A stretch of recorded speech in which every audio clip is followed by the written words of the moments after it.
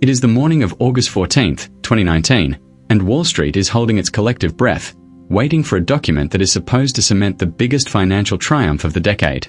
Inside the towering glass skyscrapers of Lower Manhattan, investment bankers, analysts, and venture capitalists are frantically refreshing their screens. They are waiting for the S-1 filing, the massive, legally binding prospectus a company must release before it goes public. The company in question isn't creating artificial intelligence, and it isn't sending rockets to Mars. It rents out office desks. Yet, somehow, this company has been privately valued at $47 billion, making it the most valuable startup in America. When the document finally hits the servers, analysts begin furiously scrolling through the hundreds of pages of legal disclosures and financial statements. But what they find inside doesn't look like a triumph. It looks like a crime scene. Within exactly 33 days, that $47 billion empire will completely evaporate, bringing Wall Street to its knees and exposing one of the greatest financial illusions in modern history. This is not just the story of a company running out of money. This is the story of mass hallucination, the intoxicating danger of cheap capital, and the day the music finally stopped in Silicon Valley. To understand how a real estate company masqueraded as a tech behemoth, you have to go back to New York City in the immediate aftermath of the 2008 financial crisis. The economy was a smoking crater. Commercial real estate was completely dead, leaving massive skyscrapers sitting empty and silent. But out of the ashes of that recession, a new kind of worker was emerging. The freelancer, the independent contractor, the newly laid-off banker trying to build a startup from the laptop. They didn't want a 10-year lease on a sterile, grey corporate office, and they couldn't afford one anyway. They wanted flexibility, community, and fast Wi-Fi. Enter Adam Newman. Standing 6'5", with flowing dark hair and the relentless charisma of a megachurch pastor, Newman was a failed entrepreneur who had previously tried to sell baby clothes with knee pads. But in 2010, alongside his quiet, architect co-founder Miguel McIlvey, Newman saw an opportunity in the empty buildings of Brooklyn and Manhattan. They would lease space cheaply from desperate landlords, chop it up into tiny glass-walled cubes, throw in some reclaimed wood, neon signs, and free beer on tap, and rent it out at a massive premium to the new army of gig workers. They called it WeWork.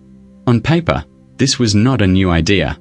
The commercial real estate industry calls it arbitrage. You take a long-term liability, a 15-year lease on a concrete box, and you convert it into a short-term asset by subleasing it month to month. It is a traditional, slow, and highly vulnerable business model. If a recession hits, your month-to-month tenants can pack up their laptops and leave tomorrow, but you are still legally bound to pay the landlord for the next 14 years. It is a house of cards fundamentally sensitive to economic gravity. But Adam Newman didn't sell real estate. He sold a feeling. He sold a revolution. When Newman pitched investors, he didn't talk about square footage or sublease margins. He talked about elevating the world's consciousness. He claimed WeWork was a physical social network, a capitalist kibbutz that would cure modern loneliness. He insisted with terrifying conviction that WeWork was actually a technology company, a platform, just like Amazon or Facebook, but for human interaction. And in the low-interest rate environment of the 2010s, where venture capitalists were desperate for the next trillion-dollar unicorn, that kind of messianic storytelling was exactly what Wall Street wanted to hear. The strategy worked with astonishing speed. Because Newman insisted WeWork was a tech company, investors began valuing it like one.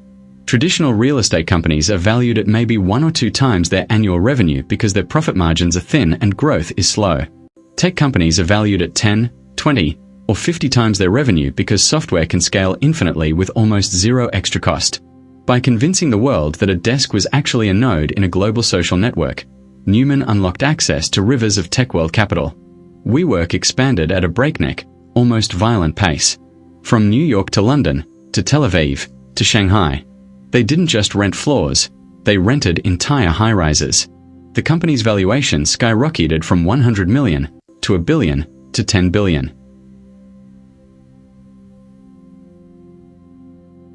But the real gasoline was poured on the fire in 2017, when Newman sat in the back of a chauffeured car with Masayoshi Son, the legendary and eccentric founder of the Japanese conglomerate SoftBank. Masayoshi Son controlled the Vision Fund, a $100 billion pool of capital backed heavily by the sovereign wealth of Saudi Arabia. Son was famous for making enormous, market-distorting bets on founders he believed were visionaries. He had backed Alibaba early and made billions. Now, he was looking for his next massive swing. Sun toured a WeWork location in New York for barely 12 minutes before pulling Newman into his car. During that brief ride, Sun handed Newman an iPad and asked him to map out his wildest, most aggressive expansion plan. When Newman finished, Sun looked at him and asked a question that would define the next 3 years of the global economy. In a fight, who wins, the smart guy or the crazy guy? Newman answered, the crazy guy. Sun smiled, agreed, and told Newman he wasn't being crazy enough. SoftBank immediately wrote a check for $4.4 billion. It was an unprecedented sum of money for a private company. Sun's mandate to Newman was simple and dangerous. Make WeWork 10 times bigger, no matter the cost. With SoftBank's bottomless checkbook, the illusion of fiscal responsibility completely evaporated. WeWork didn't just grow, it mutated. The company began burning through cash at a rate that defied logic, losing billions of dollars a year. But inside the walls of the company, the culture morphed into an intoxicating, cult-like frenzy.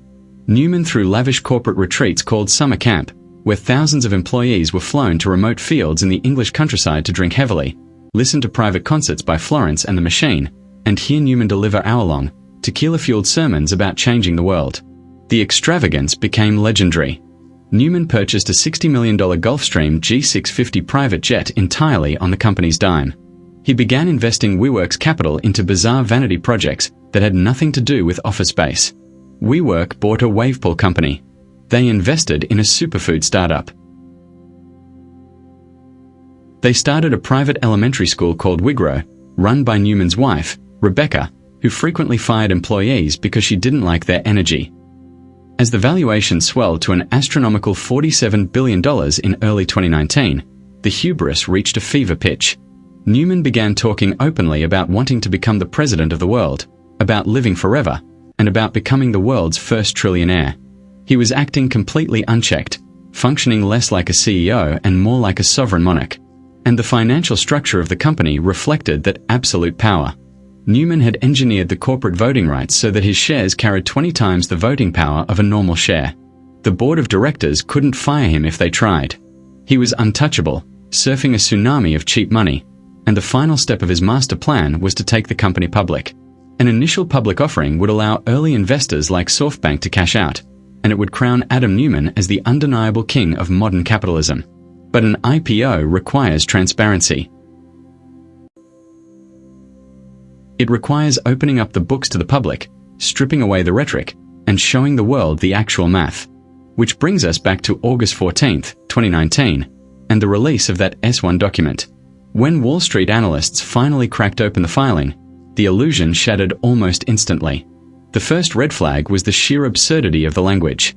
The document was dedicated to the energy of we. But past the spiritual mumbo-jumbo lay a financial horror show. The company was losing over $2 billion a year, and the losses were accelerating faster than the revenue. But worse than the burn rate were the bespoke financial metrics WeWork had invented to hide the bleeding. They introduced a concept called community-adjusted EBITDA, a deeply unserious accounting trick that essentially meant our profits, if you don't count any of our expenses. It was a staggering insult to the intelligence of the public markets. Then came the disclosures of self-dealing, which read more like a corporate heist than a prospectus. Wall Street discovered that Adam Newman had been personally buying commercial buildings and then leasing them back to WeWork at a profit, essentially acting as his own company's landlord. It was revealed that he had cashed out hundreds of millions of dollars of his own stock while urging his employees to hold on to theirs.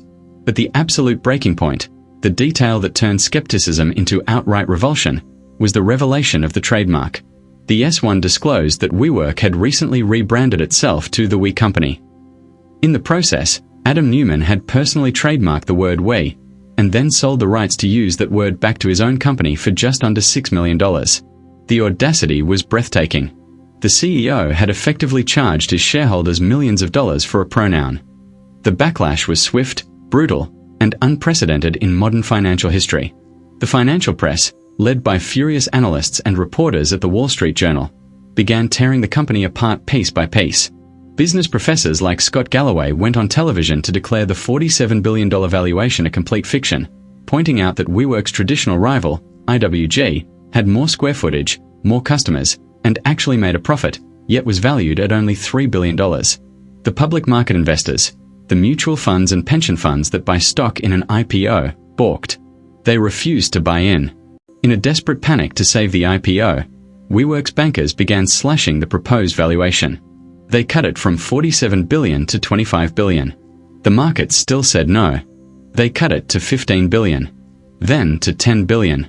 Within a matter of weeks, tens of billions of dollars of theoretical wealth simply vanished into thin air. As the valuation collapsed, the brutal reality of WeWork's financial engine set in. The company had signed nearly $50 billion in long-term lease obligations with landlords around the world, assuming that the IPO would inject them with the cash needed to survive. Without the IPO money, WeWork was going to run completely out of cash in less than 60 days. Bankruptcy was no longer a theoretical risk. It was an imminent certainty. SoftBank, facing the humiliating destruction of its crown jewel investment, realized that Adam Neumann could no longer lead the company. Behind the scenes, a vicious corporate coup unfolded. Investors cornered Neumann, threatening to withhold the emergency cash injection that WeWork needed to survive unless he stepped down. After days of bitter standoff, Neumann finally agreed to resign as CEO and give up his supervoting shares. But in a final, agonizing twist of the knife, he did not walk away empty-handed. To get him out the door peacefully, SoftBank agreed to pay Adam Neumann a golden parachute worth roughly $1.7 billion. The contrast of the aftermath was sickening. While Adam Neumann retreated to his mansions as a newly minted billionaire, the empire he built was brutally dismantled. To save the company from outright death, the new management team had to fire thousands of regular WeWork employees. These were the community managers who had poured the cold brew, the cleaners who had mopped the glass cubes, and the mid-level engineers who had worked 80-hour weeks because they believed they were changing the world. They were laid off by the thousands, their stock options completely worthless, their severance packages meager. SoftBank had to write down nearly its entire investment, suffering one of the most catastrophic venture capital losses in history. The $47 billion valuation was exposed as nothing more than a shared delusion, a consensual hallucination agreed upon by greedy investors and a hypnotic founder. The collapse of WeWork stands today as the ultimate autopsy of the zero-interest rate era. It was a time when money was so cheap and so plentiful that basic economic gravity was temporarily suspended. The saga proved that calling yourself a tech company does not make you one, and that a charismatic founder with a messiah complex is often just a liability in a designer hoodie. WeWork was a stark reminder of a timeless financial truth. Growth at all costs always has a cost, and when the tide finally goes out, the market stops caring about elevating the world's consciousness and starts asking to see the math. The desks remained, the neon signs still glowed, but the $47 billion was gone forever, a monument to human hubris, built on the fragile foundation of a signed lease and a beautiful lie.